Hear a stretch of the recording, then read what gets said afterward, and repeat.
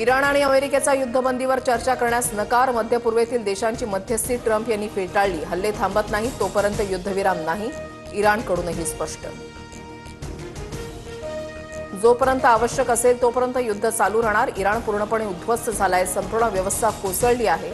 हल्ला करण्यासारखं काही उरलं नाही, ट्रम्प यांचा दावा. मोस्तफा खामेनी जिवंत नसल्याचं मी ऐकलं आणि जर जिवंत असेल तर त्यांनी आत्मसमर्पण करावं. अमेरिकेचे राष्ट्राध्यक्ष डोनाल्ड ट्रम्प यांचा इशारा. होर्मुझच्या सामुद्रधुनीतून शिवालिक आणि नंदादेवी हे 2 एलपीजी टँकर भारताच्या दिशेनं. एकूण 92,700 मेट्रिक टन एलपीजी गॅस भारतामध्ये येणार. तर 22 टँकरबाबत इराणशी चर्चा सुरू. परराष्ट्र मंत्रालयाची माहिती. इस्रायल विमानतळावर हल्ल्याचा सायरन वाजत असल्याचा व्हिडिओ समोर. प्रवाशांच्या सुरक्षिततेसाठी प्रशासनाकडून अलर्ट.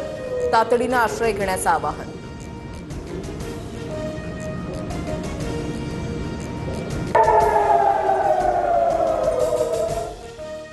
पीएनजी असल्यास आता एलपीजी कनेक्शन रद्द होणार. केंद्रीय पेट्रोलियम मंत्रालयाचा मोठा निर्णय.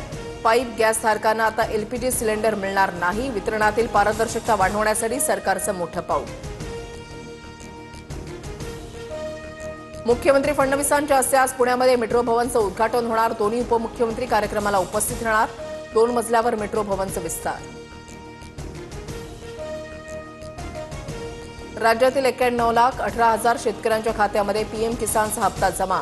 सरकारकडून डिसेंबर ते मार्च कालावधीचा हप्ता वितरित. आतापर्यंत 39,300 कोटींचं वाटप.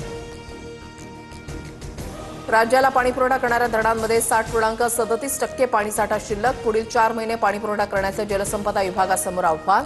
यंदा पाऊस लांबण्याचा हवामान खात्याचा अंदाज. मुंबईमध्ये आज मेगा ब्लॉक. पश्चिम मध्य रेल्वेसह ट्रान्स हार्बर मार्गावर ही सेवा प्रभावित. ठाणे वाशी नेरूळ दरम्यान लोकल सेवा 5 तास बंद. प्रवाशांना मोठा त्रास सहन करावा लागला.